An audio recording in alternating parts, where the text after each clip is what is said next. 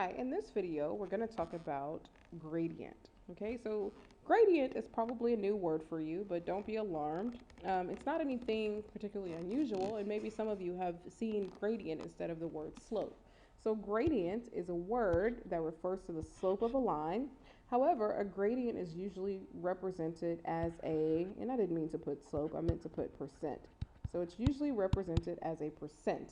So for instance, an example would be a local street has a gradient of 4%. So this means that the slope of the road is the vertical rise over the horizontal run, just like we saw in slope, and it rises 4 units for every 100 units that it runs. So it's basically the same as slope, except that we're comparing the rise to 100 in every situation. So it could mean that the road rises 4 kilometers for every 100 kilometers that it exists. Okay, remember that we have to have a true ratio. So let's look at some examples. A hill is said to have an 8% gradient. So to what elevation has Nadine traveled if she is 120 horizontal feet from her starting point? So one way we can look at this is, let's look at a hill. You know that you're going up and down.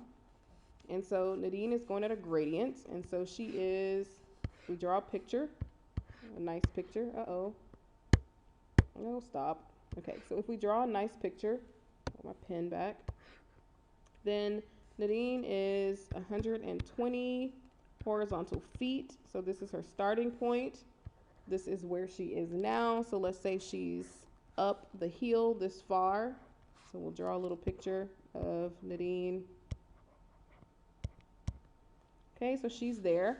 And we want to know what the rise and run is. So we want to know what the slope. We have the run, but we need the rise. Well, if we know that the gradient is 8%, then we know that we're comparing it 8 to 100. So if we come over here, we have 8 compared to every 100 feet. So 8 to 100, that is our percent over 100. And we want to compare our rise, because 8 is the rise and 100 is the run. But in this case, x is the rise and 120 is the run. So now we have our percent proportion. So let's go ahead and solve by multiplying x times 100 and 80 times 120. So that's 100x is equal to 8 times 120. And we're going to, of course, solve for x and divide by 100. Okay, so what does that come out to be? Let's see, if I divided both of those by 20, 100 divided by 20 will give me 5. 120 divided by 20 will give me 6. So 8 times 6 is 48 over 5.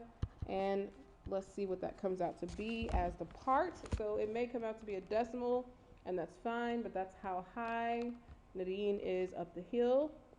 And so we have 48 divided by 5 is equal to 9.6 feet.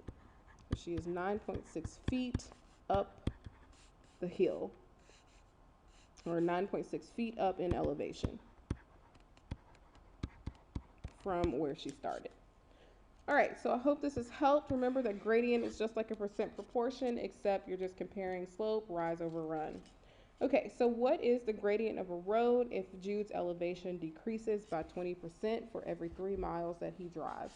So we're actually trying to find the percent over 100. That will be the gradient. But notice that we're comparing 20 feet. His elevation decreases, so that's going to be a negative 20 feet compared to every 3 miles. Well, we know that 3 miles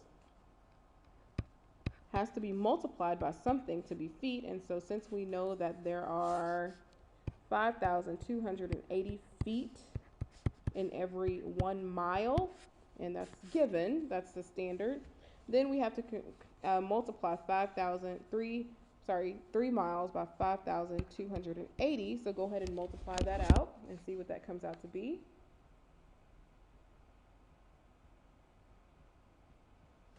And I got 15,840 feet. So we're comparing negative 20 feet to 15,840 feet. So then now what we're going to do is set that up in our percent proportion. And of course we can cross multiply now, but we know that our gradient this time will be negative because our slope will be negative. because we're decreasing in elevation, so that should make sense. So 100 times 20, negative 20, will give me negative 2,000, and then I'm going to divide that by 15,840. And so that gives me x is equal to negative 0.1, I would say, since we're going to round to the nearest hundredths place, 0.123. So a negative 0.13%. Okay, so remember that percent is already taken care of because we divided by 100 after we multiplied. Therefore, our gradient is negative 0.13%. So it's actually going down. All right, so I hope this video has helped you understand gradients a little better. Just remember that you're just setting up a percent proportion, except you're comparing horizontal rise over run. And you will probably see this, especially if you decide to go into higher level maths or engineering, where these terms are used widely. All right, see you in the next video.